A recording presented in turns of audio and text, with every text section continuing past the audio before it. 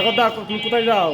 আমি এই দোকানে সার্ভিস দিতে হবে, একজন মানুষ সুস্থ হয়ে পড়েছে, যার জন্য একটা আইডি বের করে দিতে হবে। কিন্তু দোকান সব বন্ধ, কিন্তু তবুও আমাদেরকে সার্ভিস দিতে হচ্ছে, কারণ আমরা তো মেডিসিনের জগতে আছি, যার কারণে মানুষ সর্বদা অসুস্থ হয়ে যাচ্ছে।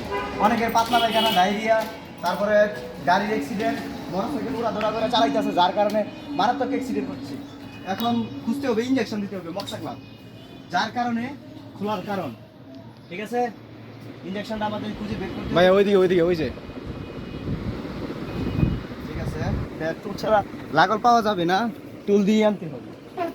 তারপরেও আনতে হচ্ছে।